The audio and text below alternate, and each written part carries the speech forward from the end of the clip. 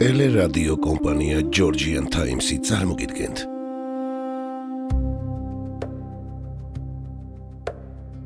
საქართველოს ისტორიის გაკვეთილები.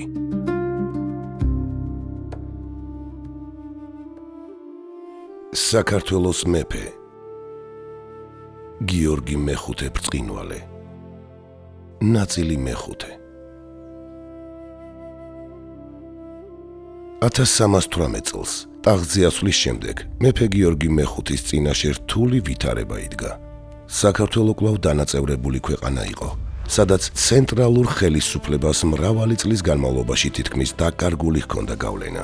სხვადასხვა კუთხეში კვლავ გრძელდებოდა არეულობა. ქვეყნის საზღვრები დაუცველი იყო, ხოლო მოსახლეობა მუდმივი თავდასხმებისა და ძარცვის პირობებში ცხოვრობდა. ასეთ ვითარებაში გიორგი კარგად ხვდებოდა, რომ სახელმწიფოს გაძლიერება მხოლოდ ტახტის დაკავებით ვერ მოხერხდებოდა. საჭირო იყო წესრიგის აღდგენა და სამეფო ძალაუფლების ეტაპობრივი დაბრუნება. ამ დროისთვის შიდა ქართლი მძიმე მდგომარეობაში იმყოფებოდა.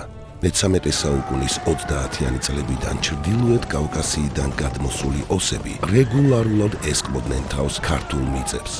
მიუხედავად იმისა, რომ ქართველები მათ წინააღმდეგ მანამდეც იბრძოდნენ, მონღოლთა ბატონობით გამოწვეულმა არეულობამ და ქვეყნის შიდა დასუსტებამ ოსთა თარეშს კიდევ უფრო შეუწყო ხელი. განსაკუთრებით მძიმე ვითარება შეიქმნა გორისა და მის მიმდებარე ტერიტორიებზე, სადაც ოსებმა მნიშვნელოვანი საყრდენი მოიპოვეს.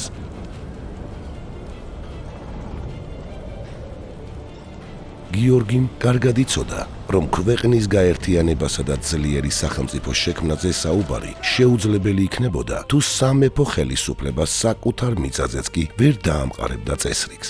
სწორედ ამიტომ ტახტზე ასვლის შემდეგ მან ერთ-ერთ პირველ ამოცანად შიდა ქართლის გათავისუფლება დაისახა.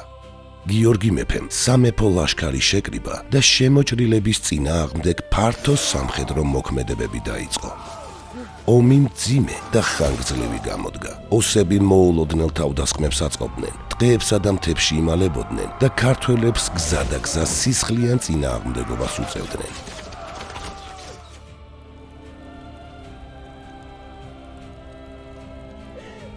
სამი წლის განმავლობაში შიდა ქართლი თითქმის უწყვეტი ბრძოლის ველად იყო ქცეული. საბოლოოდ გიორგი მეფის ლაშქარი გორის კედლებს მიადგა. ქართველებმა ოსთა მთავარი ბასტიონი დაიკავეს და ისინი კვლავ კავკასიონის ქედს მიღმა განდევნეს.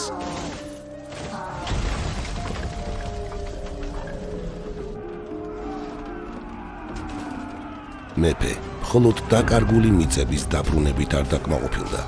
ოსთა განდევნის შემდეგ მან ჩრდილოეთ კავკასიის მიმართულებითაც ილაშქრა. ქართველებმა გადმოსასვლელი გზები დაიკავეს და იქ მეციხოვნეები ჩააყენეს, რათა ოსთა ახალი შემოსევები თავიდან აეცილებინათ.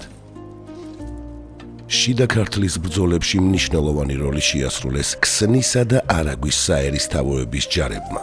თუმცა გამარჯვების შემდეგ მათ შორის დავა დაიწყო. ორივე მხარე საკუთარ თავს მიაწერდა ომში უფრო დიდ დამსახურებას. თავდაპირველად ეს მხოლოდ სიტყვიერი ცდილობა იყო, მაგრამ მდგომარეობა მალე დაიძაბა და ძმათა შორის სისხლისღვრის საფრთხეც გაჩნდა.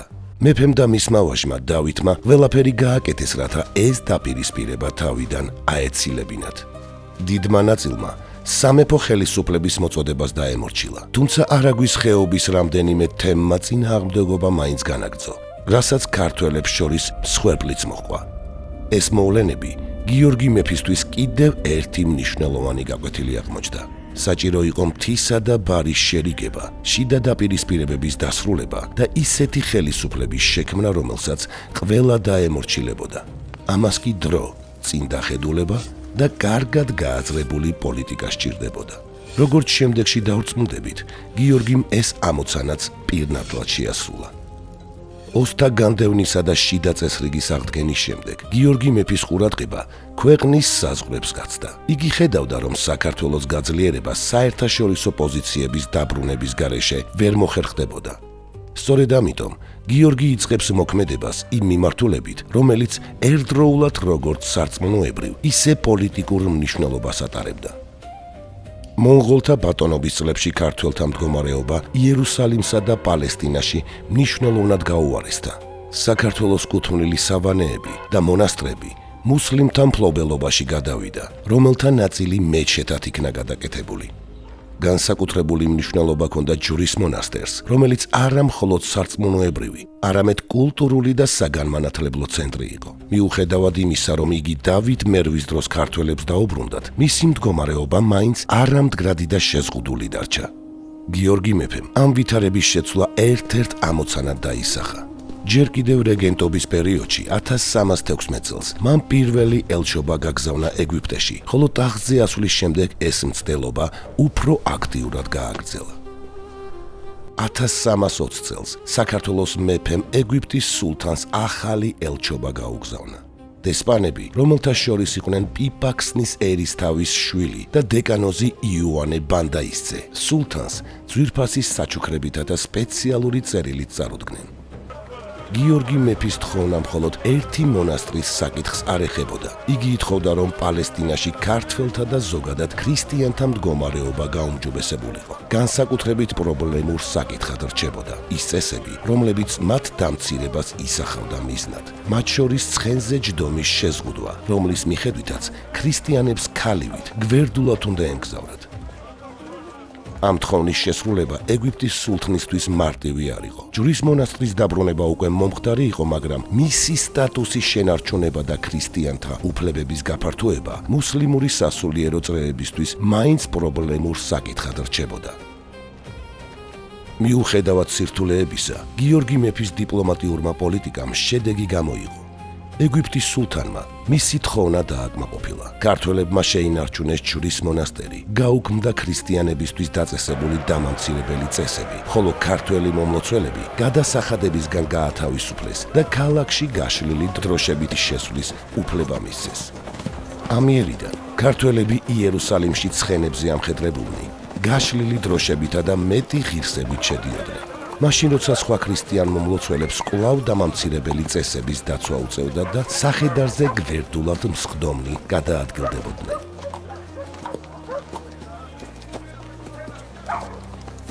განსაკუთრებით აღსანიშნავია ის ფაქტი, რომ ქართველებს გადაეცათ ქრისტეს საფლავის კლიტე, რაც მათ განსაკუთრებულ ადგილს ანიჭებდა წმინდა მიწაზე.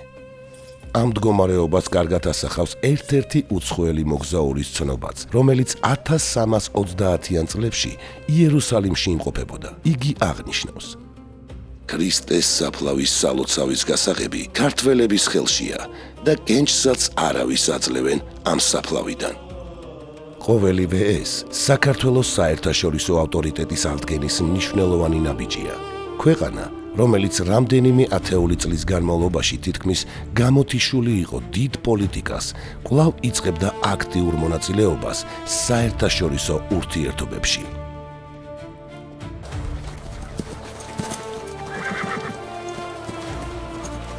მეხუთე ნაწილის დასასრული. ტელერადიო კომპანია Georgian Times-ი, დოკუმენტური ფილმების სტუდია.